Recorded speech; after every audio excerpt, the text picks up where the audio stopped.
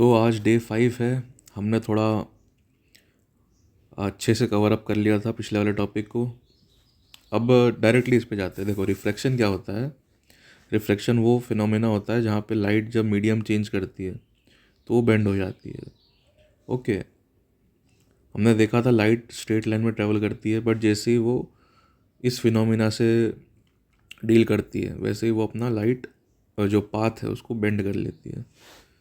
इसके 3 टॉपिक आज हम कवर करेंगे। पहला टॉपिक रहेगा व्हाट इज़ रिफ्रैक्शन। इसमें हम देखेंगे कि कैसे डेंसर से रेयर या रेयर से डेंसर मीडियम में लाइट अपना पाथ चेंज करती है। फिर हम रिफ्रैक्टिव इंडेक्स और स्नेल्स लॉ की बात करेंगे जो कि लॉस ऑफ रिफ्रैक्शन में आता है।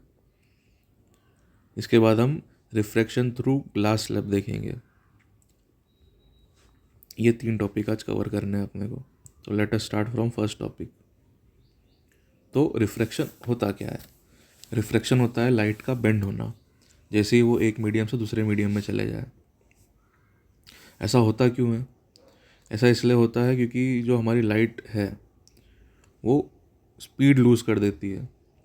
अब आप ही सोचो, अगर आप भागते भागते जा रहे हो, मान लो नदी में नहा रहे हो, जहाँ पे भी नहा रहे हो, भागते भागते जा रहे हो और पानी के अंदर कूद जाते हो तो आपकी स्पीड कम हो जाती है। सेम टू सेम लाइट के साथ भी होता है। जैसे ही वो डेंसर से रेयर मीडियम में जाती है उसकी स्पीड कम हो जाती है, इसके कारण से वो बेंड हो जाती है। तो 2 चीज़ें होती है, बेंड टूवर्ड्स नॉर्मल होता है या बेंड अवे फ्रॉम नॉर्मल होता है। तो आपको एक चीज़ याद कर लेनी है कि जब भी हम रेयर से डेंसर मीडियम में जाए तो लाइट हमारी नॉर्मल की तरफ मुड़ेगी। ठीक है, इतना याद करना है बस। और इसके उल्टे केस में ठीक उल्टा होगा। ठीक है। अब एक जो चीज़ होती है कहावतें या निमोनिक्स, निमोनिक्स करके, जैसे हलीना की रब से फरियाद और ये सब चीज़ें, हर जगह उनको ऐड नहीं करना है, क्योंकि आप वही साथ मतलब इस चीज़ को याद करने के लिए आप किसी कहावत का यूज़ मत करो। मतलब ये चीज़ प्रैक्टिस से याद करो तो ही याद होगी। इतनी सारी कहावतें बना दोगे तो कितनी कहावतें याद कर पाओगे। मैंने देखा था नोट्स, एक नोट में तो इतनी सारी कहावतें लिखी थी। मैंने कहा भाई तू इतनी कहावतें याद करेगा, इससे अच्छा नोट्स ही याद कर ले। तो बेसिकली जब हम रेयर से डेंसर जाते हैं तो हमारी स्पीड कम हो जाती है और लाइट जो एंगल है वो भी कम हो जाएगा। तो ऐसे आप रिलेट कर सकते हो।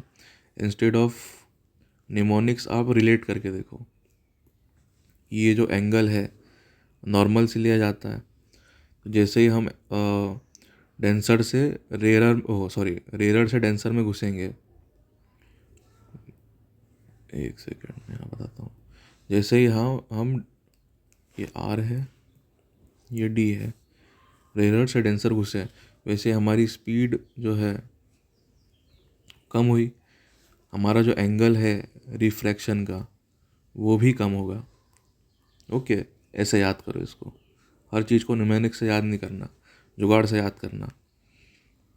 तो ये डेंसर मीडियम है, ये रेयर मीडियम है। पानी से जैसे हम बाहर निकलते हैं तो हमारी स्पीड बढ़ जाती है, तो लाइट की भी स्पीड बढ़ जाएगी। तो स्पीड बढ़ेगी तो एंगल भी बढ़ जाएगा। ठीक है, ये एंगल बढ़ गया। ऐसे सिंपल तरीके से याद करना है इस चीज़ को। ओके, तो अब आपको ये फालतू की डेफिनेशन याद नहीं करी, डेंसर टू रेयर और बेंड टूवर्ड्स नॉर्मल नहीं। जब भी आपके सामने प्रॉब्लम आएगी, जब भी प्रॉब्लम आती है, आपको ये सोचना है कि मैं दौड़ते दौड़ते आ रहा हूँ और एकदम से मैं पानी में कूदा तो मेरी स्पीड चेंज हो गई। स्पीड कैसी चेंज हुई? तो मेरी स्पीड हो गई कम, मेरा एंगल भी हो जाएगा कम। ऐसे याद करो। ओके, तो ये हो गया हमको याद। तो बेसिकली ये डायग्राम्स बना लेना एकदम अच्छे से, सुंदर सुंदर। जैसे मैंने कितने सुंदर बनाए।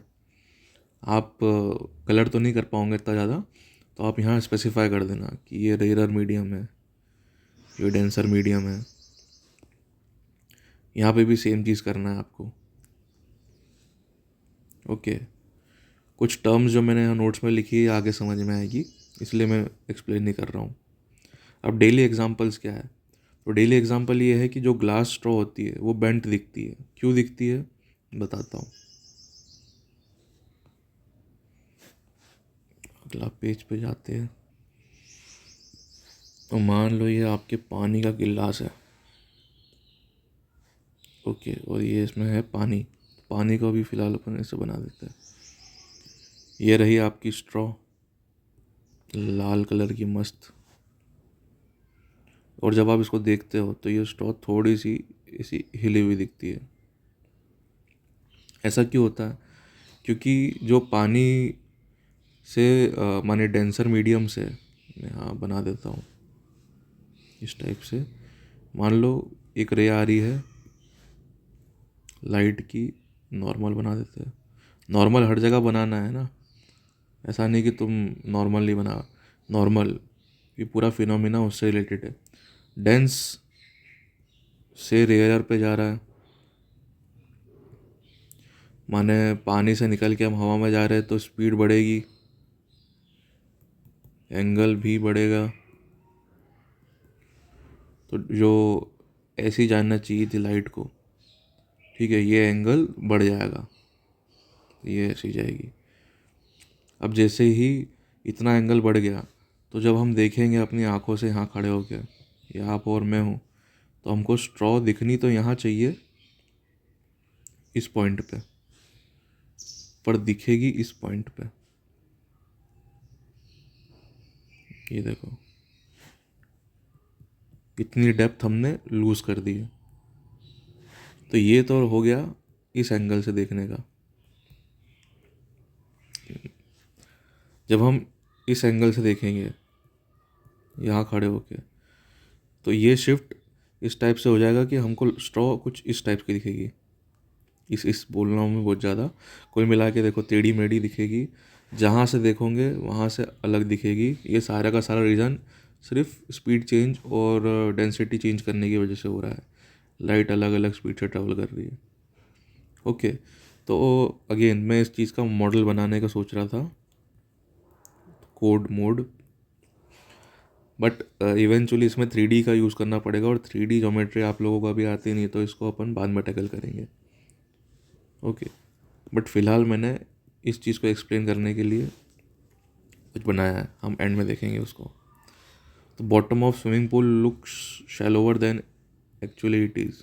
एग्जैक्टली मैंने यहाँ जो समझाया है वो ये देखो कि जब आप देखोगे इस यहाँ पे खड़े होके, तो आपको ये थोड़ा ऊपर दिखेगा, कुछ जो भी नीचे रखा है वो ऊपर दिखेगा, तो डेप्थ कम हो जाएगी आपके नज़रिए से। A coin inside a bowl of water seem to rise. अगर आपको एक्सपेरिमेंट करना है तो आप एक ग्लास लो, उसके अंदर एक सिक्का डाल के देखो, तो लगेगा कि सिक्का थोड़ा ऊपर है, या फिर बॉटम थोड़ा ऊपर है। जितना डेप्थ होना चाहिए उतना डेप्थ लगेगा नहीं। ये इसी रिफ्लेक्शन के कारण होता है। अब ये कुछ फार्मूला है, फार्मूला को एज इट इज़ लिख लो, मैं एक्सप्लेन कर दूंगा, फिर पॉज कर लो और लिख लो।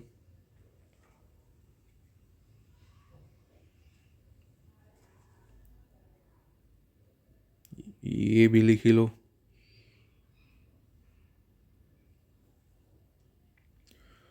तो सबसे पहले हम रिफ्रैक्टिव इंडेक्स के बारे में डिस्कशन करेंगे कि रिफ्रैक्टिव इंडेक्स होता क्या है। तो रिफ्रैक्टिव इंडेक्स एक प्रॉपर्टी होती है किसी भी मीडियम की। मतलब क्या? मतलब यार प्रॉपर्टीज़, फिज़िक्स में हम ज़्यादातर चीज़ों से की प्रॉपर्टीज़ से रिलेट करेंगे। तो ठीक है, तो यहाँ लिख देता हूँ मैं रिफ्रैक्टिव इंडेक्स।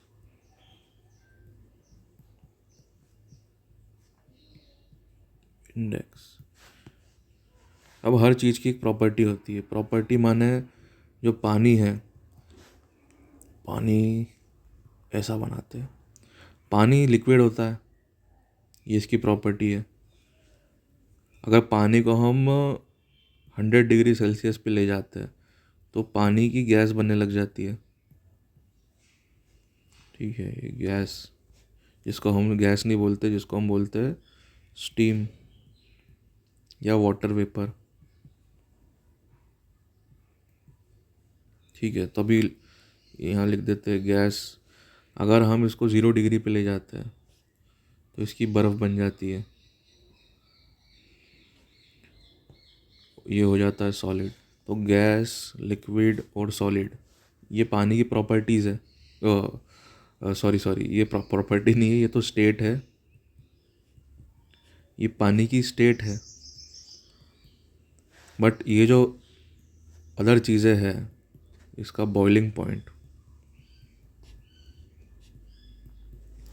और इसका मेल्टिंग पॉइंट या फ्रीजिंग पॉइंट, ठीक है, ये दोनों के दोनों पॉइंट, ये जो क्वांटिटी है, ये साइंटिस्ट कैलकुलेट करके बता देते हैं कि भाई इतना टेम्परेचर पे ये चीज़ होगी। तो वैसे ही एक प्रॉपर्टी और ऐड हो जाती है, वो है रिफ्रैक्टिव इंडेक्स। तो पानी का रिफ्रैक्टिव इंडेक्स होता है 1.33। रिफ्रैक्टिव इंडेक्स कैलकुलेट कैसे करते हैं, तो यहाँ दिखा है कि साइंटिस्ट क्या करते हैं, किसी भी मीडियम का रिफ्रैक्टिव इंडेक्स है उसको डिनोट करते हैं NM से। NM से अब उसको कैलकुलेट ऐसे करते हैं कि हमको पता है कि स्पीड ऑफ लाइट वैक्यूम में 3 × 10⁸ मीटर पर सेकेंड है। फिर हाँ साइंटिस्ट कैलकुलेट करते हैं कि उस मीडियम के अंदर लाइट कितनी है और डिवाइड कर देते हैं, तो हमको मिल जाता है NM। तो ज़्यादातर केस में ये होता है कि ज़्यादातर क्या, लगभग हर ही केस में ये होता है कि C जो है वो बड़ा होता है। एक सेकेंड में एक्सप्लेन कर देता हूँ। हमारा जो वैक्यूम है, लाइट जब भी वैक्यूम से किसी डेंस मटेरियल में जाएगी तो हमेशा उसकी स्पीड जो है वो कम हो जाएगी। आप खुद ही भागते भागते किसी भी डेंस मटेरियल में चले जाओगे तो स्पीड कम हो जाएगी, एंगल भी कम हो जाएगा, ये चीज़ याद रखनी है। तो NM is equal to C/V, ये इम्पोर्टेंट फार्मूला है। जहाँ जहाँ फार्मूला आएगा उसको दीवार पे चिपका लेने का। ओके, तो आई होप ये चीज़ अंडरस्टैंड हो गई होगी कि रिफ्रैक्टिव इंडेक्स कैसे साइंटिस्ट लोग कैलकुलेट करते हैं। तो अपन साइंटिस्ट लोग तो है नहीं कि अपने पास स्पीड ऑफ लाइट कैलकुलेट करने का डिवाइस है किसी भी मीडियम में, तो अपन ये अज्यूम कर लेंगे कि हाँ यार ऐसी होती होगी, C/V। तो ये इम्पोर्टेंट फार्मूला है, नोट कर लिया होगा आप लोगों ने। अब जैसे ही हमारे पास एक लिस्ट आ गई, अब मान लो कि मैं साइंटिस्ट बन जाता हूँ, मैंने लिस्ट बना ली रिफ्रैक्टिव इंडेक्स की, ठीक है, यहाँ लिख देता हूँ रिफ्रैक्टिव इंडेक्स, और यहाँ अलग अलग मीडियम की लिस्ट बना देता हूँ।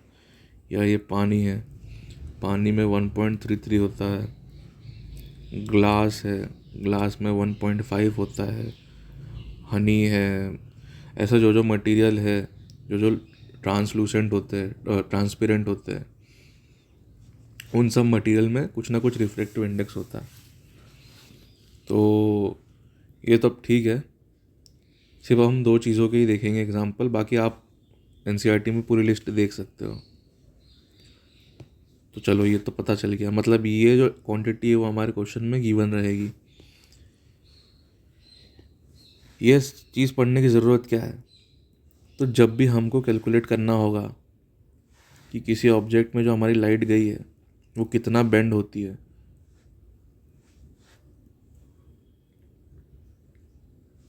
ये एक सेकंड में बना दूँ, ठीक है। तो ये हमारा मीडियम 1 है और ये हमारा मीडियम 2 है।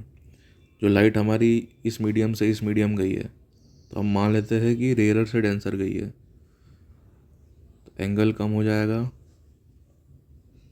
ये एंगल, एरो मत बनाना आप लोगों ने, आपने ऐसे ही बना देना, मैं आपको दिखा रहा हूँ। ये लाइट थोड़ी 3D बन गई।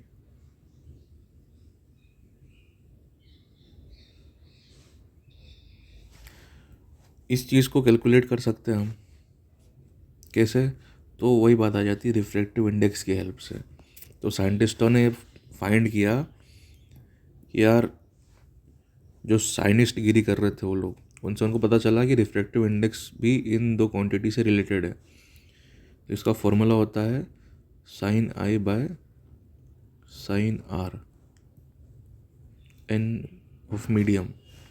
मतलब क्या, मतलब यार अगर हमको रिफ्रैक्टिव इंडेक्स गिवन है या पता है, जैसे पानी का कुछ और होता है, ये तो पता ही रहेगा हमको हमेशा। और हमको एंगल ऑफ इंसिडेंट पता है तो हम एंगल ऑफ रिफ्लेक्शन पता कर सकते हैं, और यही हम लैब में करेंगे। हम गिवन लैब में या किसी भी प्रॉब्लम में या लैब में यही होगा कि गिवन आपको रहेगा refractive index, angle of incident, आपको एंगल ऑफ रिफ्रैक्शन कैलकुलेट करना है, दैट्स इट। तो ये रहा ऊपर फॉर्मूला कि किसी मीडियम का क्या होता है। इस फॉर्मूले की ज़रूरत बार बार पड़ेगी। अब यहाँ पे फॉर्मूले में थोड़ा अलग है, वेरिएशन है। वेरिएशन कुछ नहीं है, एक नोटेशन है। नोटेशन मतलब किस टाइप से चीज़ों को लिखा जाता है। तो देखो, इसको ऐसा पढ़ते हैं, refractive index of medium 2 with respect to medium 1 is equal to, पहले मीडियम 1 आएगा, मीडियम 1 की लाइट मतलब स्पीड, और फिर मीडियम 2 की स्पीड। तो यहाँ लिखना तो 1 2 चाहिए, बट नहीं नहीं ऐसा नहीं लिखते, इसको पढ़ते ऐसा है 2 विथ रिस्पेक्ट टू 1, ठीक है। इसको ऐसे भी देख सकते हैं कि मान लो ये वैक्यूम है, सेकेंड वैक्यूम के रिस्पेक्ट में है, तो हम 1 की जगह वी लिख देंगे या फिर कुछ नहीं लिखेंगे। तो N2 लिखा हुआ है, मतलब समझना कि इसकी जगह 1 की जगह पे वी है, सी है। सी मान लें स्पीड ऑफ लाइट, जहाँ मोस्ट ऑफ द केस में स्पीड ऑफ लाइट को सी से रिप्रेजेंट करते हैं हम, 10⁸ मीटर पर सेकेंड। ओके, याद कर लेना यार, सिंपल सा फॉर्मूला है। मज़ा तब आएगा जब हम इसमें लैब वैब करेंगे, बट इस केस में यार लैब नहीं कर पाएंगे अपन, कोई दिक्कत नहीं है, समझ गए। फॉर्मूले को जब तक अप्लाई नहीं करेंगे जब तक हमको समझ में नहीं आएगा, तो हम इसको लेटर बाद में अप्लाई करेंगे किसी क्वेश्चन में। आई होप आपने नोट कर लिया हो। अब अगला टॉपिक आ जाता है ग्लास स्लैब के थ्रू रिफ्रैक्शन। तो इसका मैंने बहुत बढ़िया एग्जांपल दिया है।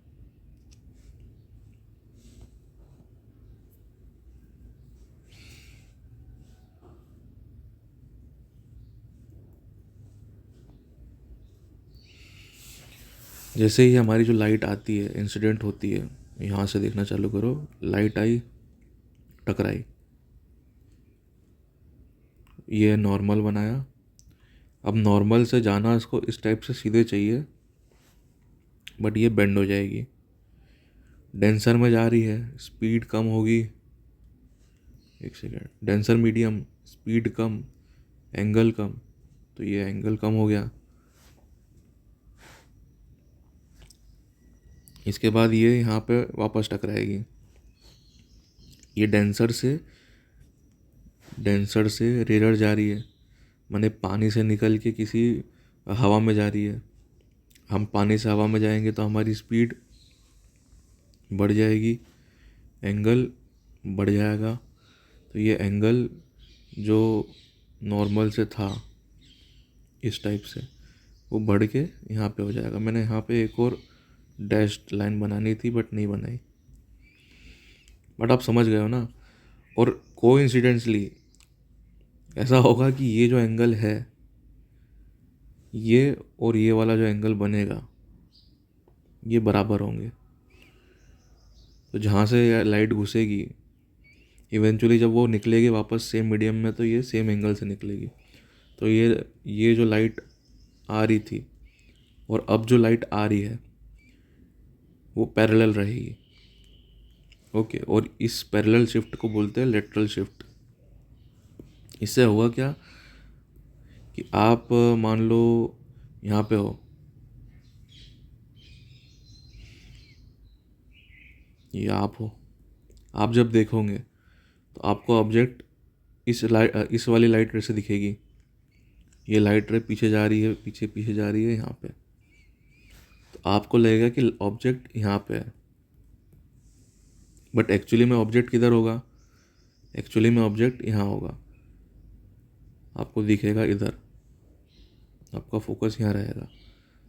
तो बस यही इसी चीज़ को लेटरल शिफ्ट बोलते हैं। अब कुछ पॉइंट है जो आपको याद करने पड़ेंगे। वो पॉइंट याद करना है तो कर सकते हो, या फिर मेरा तरीका यूज़ करो जो मैं यूज़ करता था।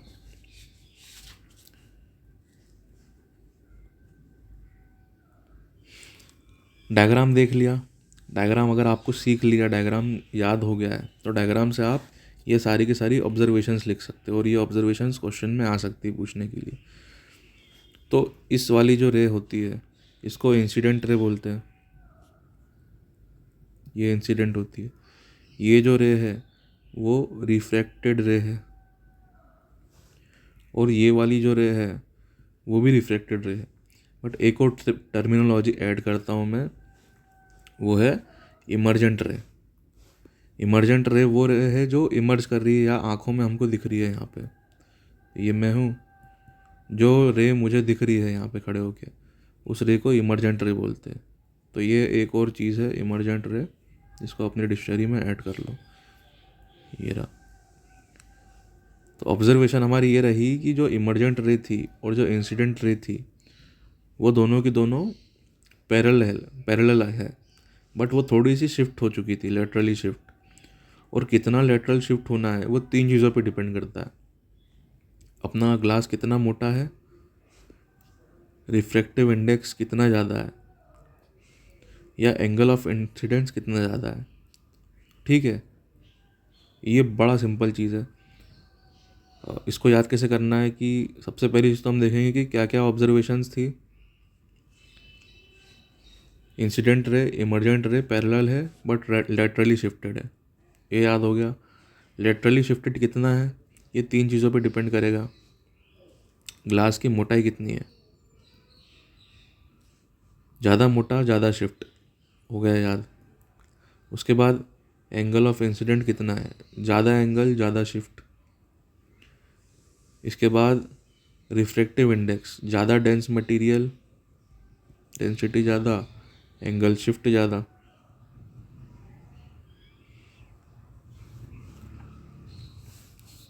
तो ये कुछ चीज़ें हैं जो इस चैप्टर में, इस डे में इम्पोर्टेंट थी। आई होप आपने नोट्स अच्छे से बना लिए होंगे। मैं जल्दी जल्दी समराइज़ करता हूँ। हमने देखा था रिफ्लेक्शन ऑफ लाइट क्या होता है। हमने बोला था रिफ्लेक्शन ऑफ लाइट बोलते हैं बेंडिंग ऑफ लाइट को, जब वो किसी मीडियम में पास होती है। मीडियम ट्रांसपेरेंट होना चाहिए। ये क्यों होता है, क्योंकि लाइट की स्पीड चेंज होती है। फिर हमने देखा था कि लाइट की स्पीड कब चेंज होगी, तो हमने अपने आप को रिलेट करा था कि अगर हम दौड़ते दौड़ते किसी डेंसर मटेरियल में घुस जाते हैं तो हमारी स्पीड कम हो जाती है। हमारी जो क्या बोल सकते हैं एंगल ऑफ इंसिडेंट, सॉरी हमारी स्पीड कम हो जाती है और हमारा जो एंगल ऑफ रिफ्लेक्शन है वो भी कम हो जाता है, ये वाला जो एंगल है। ठीक है, तो एस कम एंगल कम, और इस एंगल कम होने को हम क्या बोल देंगे, टूवर्ड्स नॉर्मल। बस इसी चीज़ को हम एक वर्ड से रिप्रेजेंट कर देते हैं। शब्दों का खेल है। सिमिलरली अगर हम पानी में दौड़ते दौड़ते एकदम से ग्राउंड में चले जाते हैं, हवा में चले जाते हैं, तो हमारी स्पीड बढ़ जाती है, वही एंगल भी बढ़ जाएगा। स्ट्रॉ क्यों दिखती है, पानी क्यों दिखता है शॉलो ओवर, वो भी देखा। फिर हमने देखा रिफ्रैक्टिव इंडेक्स क्या होता है। फिर हमने देखा कि साइंटिस्ट रिफ्रैक्टिव इंडेक्स कैलकुलेट कैसे करते हैं, तो इस टाइप से करते हैं। रिफ्रैक्टिव इंडेक्स का रिलेशन हमारे इंसिडेंट रे और रिफ्लेक्टेड रे से क्या होता है, ये देखा हमने। फिर स्पीड ऑफ लाइट मीडियम 1 और मीडियम 2, ये जो N21 लिखते हैं इसमें 2 नीचे जाता है 1 ऊपर जाता है।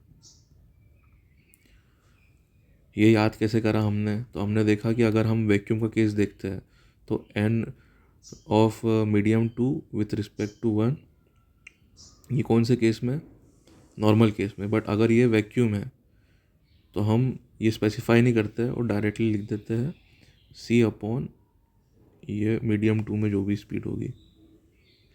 इस टाइप से याद रखना है कुल मिला के। तो 1 को वैक्यूम से रिप्लेस कर दो, पर यहाँ वैक्यूम मत लिखो, तो हम नीचे वाला फॉर्मूला ले आते हैं। फिर हमने ग्लास स्लैब में देखा कि लेटरल शिफ्ट कैसे होता है। हमने देखा कि सबसे पहले तो ये कम डेंसिटी से ज़्यादा डेंसिटी में गया तो इसकी स्पीड कम हुई, एंगल छोटा हुआ। वापस ये बाहर गया तो इसका एंगल बढ़ गया, जिसकी वजह से हमको लेटरल शिफ्ट देखने को मिला। लेटरल शिफ्ट की वजह से जो भी व्यक्ति यहाँ खड़ा है उसको लगेगा कि ऑब्जेक्ट यहाँ बन रहा है, इस लाइट के पीछे। अब ये कितना शिफ्ट होगा, ये 3 कैटेगरी पे डिपेंड करता है कि हमारा जो ग्लास है वो कितना मोटा है। मोटा ग्लास, ज़्यादा रिफ्लेक्शन, ज़्यादा शिफ्ट। ठीक है, मोटा ग्लास, ज़्यादा शिफ्ट। वहीं ज़्यादा रिफ्रैक्टिव इंडेक्स तो भी ज़्यादा शिफ्ट, या ज़्यादा एंगल ऑफ इंसिडेंट तो भी ज़्यादा शिफ्ट। तो ये हर केस में ज़्यादा ज़्यादा है, बट 3 चीज़ें हैं: थिकनेस, एंगल ऑफ इंसिडेंस और रिफ्रैक्टिव इंडेक्स। ओके, मैंने ट्राई किया थोड़ा बनाने का। तो देखो, एंगल ऑफ इंसिडेंट 0 है तो लेटरल शिफ्ट भी 0 रहेगा। जैसे मैं एंगल ऑफ इंसिडेंट बढ़ाता हूँ तो वैसे वैसे लेटरल शिफ्ट बढ़ता जाएगा।